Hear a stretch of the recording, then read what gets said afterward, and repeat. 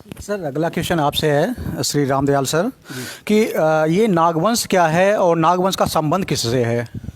भारतवर्ष में नागवंश बहुत प्राचीन एक नस्ल थी और वह नस्ल जो जिसका संबंध द्रविड़ जाति से है, द्रविडियन जाति से है, वो नस्ल भारतवर्ष में, और यह भी कह दें कि आर्य जो जाति विदेश से आई है, ध्रुवों से आई है, उसकी और नागवंश की कई लड़ाइयाँ हुई हैं। हम सोचते हैं कि जितने देवासुर संग्राम हुए हैं कि वो सब जितने हैं वो नागवंश की जातियों के साथ ही हुए हैं। और जहाँ तक उनका संबंध है जो भारतीय पौराणिक ग्रंथों में मिलता है तो नागवंश एक सशक्त जाति है, एक समृद्धशाली जाति है। इस जाति को विश्व स्तर पर पहचाना जा सकता है। अमेरिका है, चीन है, जापान है, इंडिया है, अरब कंट्री हैं और पूरब में कंबोडिया वगैरह हैं, लंका है, ये सब नाग जातियों के स्थल हैं। नाग जातियों का यहाँ सब फैलाव रहा है। तो पासी जो है, पासी नाम बड़ा आधुनिक है। और ये जब भारशिव लोग गुप्ता डायनेस्टी जब प्रारंभ हुई उससे जब हार गए तो ये लोग भारशिव नागवंश के लोग सब के सब तो हारते नहीं हैं, जो शासक वर्ग था वही हारा था। तो वो ज़्यादातर दंड पासिक वहाँ एक विभाग खोल दिया गया, उसमें इनको सबको भर्ती कर दिया गया भारसियों को। और वो दंड पासिक आगे चल कर के 300 वर्ष तक गुप्ता लोगों का शासन रहता है। दंड पासिक वो होता था जिसके हाथ में डंडा रहता था, जो चोरों को पकड़ता था, रस्सी से बांध लेता था, डंडे से पीटता था। और यही आगे चलकर 300 वर्षों तक एक समुदाय बन गया, एक वर्ग बन गया। और फिर हर्षवर्धन के समय में जब जातियां पेशेवर बनना शुरू हुई, उनका क्रम शुरू हुआ, क्योंकि मुसलमानों का आगमन शुरू हो जाता है 7वीं सदी में, तो सब लोग पेशेवर जातियों का निर्माण हो गया। और उस समय हम दंड पासिक से पासिक राजपासी और राजपासी, अब इस समय हम लोग पासी और ताड़माली नाम से उत्तर प्रदेश और उत्तराखंड में वर्णित हैं। सर एक 11वीं शताब्दी में बहराइच में एक राजा हुआ करते थे जिनका नाम महाराज सुहेलदेव पासी है, जिनकी जाति को लेकर के पासियों और राजभरों में काफ़ी विवाद चल रहा है। तो क्या ये राजभर थे या पासी जात थे सर, आप बताएं। हाँ, महाराजा सुहेलदेव के बारे में जो है भारत सरकार की एक पुस्तक है NCERT की जो है, उसमें पेज नंबर 27 और 28 पे जो है भारत सरकार ने लिखा है कि वो जो है जाति से पासी है। उन्होंने सैयद सलार मसूद गाजी से युद्ध किया था और भारत की रक्षा की थी। उनके युद्ध के पश्चात लगभग 100-150 साल तक इस देश में मुसलमान नहीं आए और पूरा जो है अरब देश और मध्य एशिया जो है भारत की इस वीरता से सहम गया था। महाराजा सुहेलदेव पासी का युद्ध सुनकर अच्छों के पैरों तले ज़मीन खिसक जाती थी। और यही परिणाम था कि जो है महमूद गजनबी के बाद उनके जो है भांजे आए थे, भतीजे आए थे, लेकिन उसके बाद फिर 1172 और 75 के बीच में मोहम्मद गोरी आए। इसके बीच में कोई आ नहीं सका इन्हीं के डर की वजह से। ऐसा क्या वजह है कि बहराइच में महाराजा सुहेलदेव पासी जो कि भारत को और पूरे सनातन धर्म की रक्षा किए थे, और सैयद सलार गाजी जो कि विदेशी आक्रमणकारी था उसको पूरी सेना के साथ काट मार डाले और देश की रक्षा किया, फिर भी बहराइच में आज उनको भुला दिया गया, पूरे देश में भुला दिया गया। और जो विदेशी आक्रमणकारी था जो लाखों देशवासियों का कत्ल किया था, उसकी आज वहाँ बहराइच में मजार बना के पूजा की जाती है और वहाँ पे सभी जाति और धर्म के लोग जाते हैं। उसके बारे में आप क्या कहेंगे? साथियों, वैसे तो ये इतिहास का सब्जेक्ट है और बड़े बड़े इतिहासकार बगल बैठे हुए हैं, इसका उत्तर ये लोग ज़्यादा अच्छा दे पाएंगे। लेकिन एक साहित्यकार की हैसियत से मैं आपको बता दूं कि जिस समय सुहेलदेव साहब का आक्रमण हुआ था उसके हज़ारों साल तक तो कोई आने की हिम्मत नहीं कर पाया था। और बाद में मुग़ल शासन जब हो गया है तो ये कुतुबुद्दीन, क्या नाम था उस शासक, कुतुबुद्दीन ऐबक, इसने जो है जब शासन इसका हुआ है, मजबूत शासन हो गया है, तो इसने इस चीज़ पर ध्यान दिया और वहाँ उसकी अब्दुल सलार गाजी की मज़ार बनवाई और पुजवाने के लिए पूरा उसने प्रयत्न किया। और इसमें हमारे भारतवर्ष के जो सवर्ण समाज है इन्होंने भरपूर साथ दिया। और तुगलक वंश जो रहा हमारे मुग़लों का, उसने भी पूरा सहयोग किया इस चीज़ में। और एक दुर्भाग्य रहा है कि चूँकि हमारे सबके समाज के लोग इतने ज़्यादा योग्य नहीं थे, जानकारी नहीं प्राप्त थी, तो ये हिंदू और मुस्लिम दोनों ही इसको पूजने लगे। देखा देखी जो है, इसमें इस तरह का कोई ऐसा इतिहास नहीं प्राप्त है कि हम उनको पूजने जाएं। और लीजिए, मैं समझता हूँ कि ज़्यादा अच्छा उत्तर दे पाएंगे कि इतिहासकार साहब बैठे हुए हैं, प्रोफेसर डॉक्टर यशवंत सिंह, वो ज़्यादा बेहतर उत्तर दे पाएंगे इसका। जी, महाराजा सुहेलदेव पासी का जो नाम बुलाया गया है उसके लिए चरणबद्ध इतिहास जिम्मेदार है, क्रमबद्ध इतिहास जिम्मेदार है।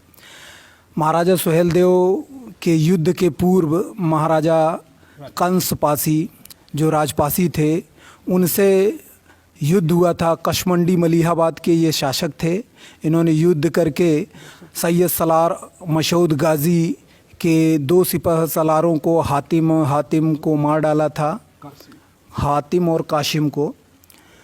तो ये घटना लगभग 1033 की है और 1034 में युद्ध हुआ था महाराजा सुहेलदेव से सैयद सलार मसूद गाजी की, जिसमें 2 लोगों को छोड़ के सभी का वध हो गया था। इस भयानक युद्ध की वजह से यहाँ पे मुग़लों का, तुर्कों का, अरबों का आना बंद हो गया था लगभग 150 वर्षों तक। इस बात को कि वहाँ पे सैयद सलार मसूद गाजी की दरगाह है, परंतु महाराजा सुहेलदेव की पूजा नहीं की जाती है।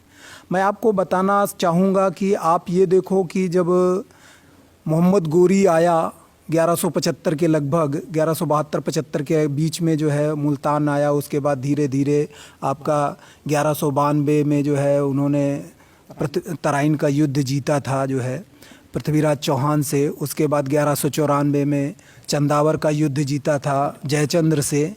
इस तरह से उन्होंने कई युद्ध जीते थे। बरन, कोइल जो आपके अलीगढ़ वगैरह हैं, इन सब को पराजित करके उन्होंने भारत में कुतुबुद्दीन ऐबक को यहाँ का शासक घोषित किया था और यहाँ पर राज्य करने की व्यवस्था की थी। आपको बता दूँ, उस समय तो नहीं, लेकिन उसके बाद जो है लगभग 200 साल बाद, 250 साल बाद जब जो है तुगलकों का शासन आया, तब जो है पूरी तरह से साम्राज्य मुस्लिमों का मजबूत हो चुका था और तुगलकों ने सैयद सलार मसूद गाजी की मज़ार बनवाई और वहाँ पे सालाना उर्स लगवाने की व्यवस्था की, जिसकी वजह से वहाँ पे सैयद सलार मसूद गाजी जो कि हार गए थे उनकी पूजा होने लगी थी और जो जीत गए थे महाराजा सुहेलदेव उनको भुला दिया गया था। और इसमें मुझे लगता है कि हमारे इतिहासकारों का बहुत बड़ा योगदान है उनकी तरफ ये जो है लिखने का। NCERT में मात्र 2.5 से 3.5 लाइन ही लिखी है महाराजा सुहेलदेव के बारे में। ऐसा वीर पुरुष जिसके नाम पे जो है पूरे अध्याय होने चाहिए, उसके नाम पे मात्र 2.5 से 3 लाइन लिखी गई हैं। इसका जिम्मेदार हमारा इतिहासकार संवर्ग ही तो है।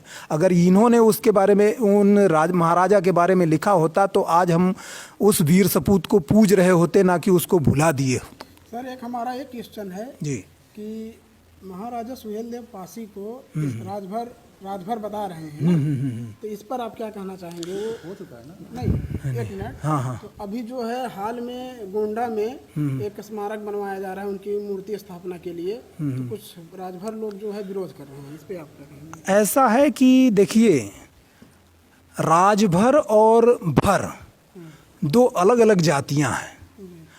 जो भर थे वो पासी हैं। आप 1871 से लेकर 1931 के जितने चुनाव हुए हैं आप उसका अध्ययन कर सकते हैं।